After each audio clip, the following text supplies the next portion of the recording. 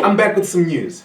Without further ado, we begin with Africa's best friend, which is, you guessed it, China.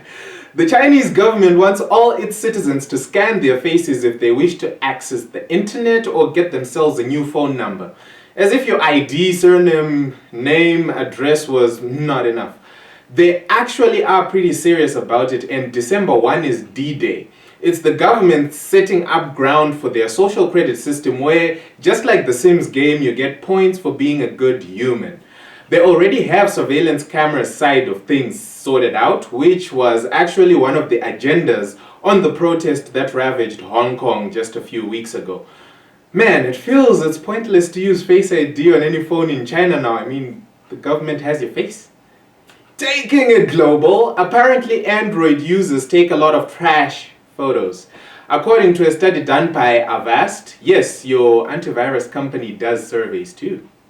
Avast went through 45 countries and found out that 1 in every 5 photos taken by Android users is a potato quality photo. The key areas of weakness were lighting, saturation, and focus.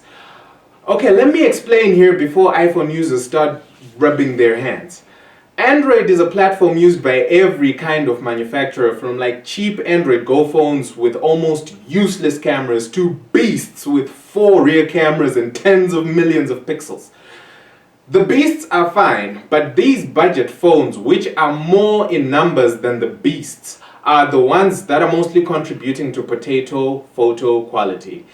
iPhone, on the other hand, only makes one kind of phone, and that's a beast. So yes, it's not an apples to apples comparison. Get it? Apples to apples. And we're not done yet with Android beasts and their cameras yet. Google unveiled the Pixel 4 line of smartphones this week, and it came with a couple of stuff.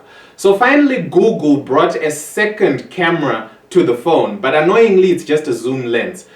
But at least 2 is still better than 1, I guess. There is also a new voice recorder app that can transcribe speech to text in real time, and without the aid of the internet too. It does all of this within the phone. It also allows you to search for specific words in a voice recording. So it's very nifty indeed.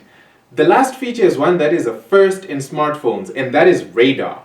Its main function is to just add a bit of snappiness to the face unlock by sensing that you are reaching up for the phone to pick it up and waking up the face detecting hardware in advance. It makes for some rapid face unlock. Also, you can use it to flex by waving it to silence phone calls and to mute alarms, to skip tracks, to flip through photos, that kind of stuff. So moving on to the entertainment section of things, some channels which have existed for as long as I've known DStv are about to be sacked by DStv, and some people are not happy. Unhappy to the extent that a petition has been signed with over 6,800 backers so far. The channels in question are History Channel, Crime and Investigation, and Lifetime.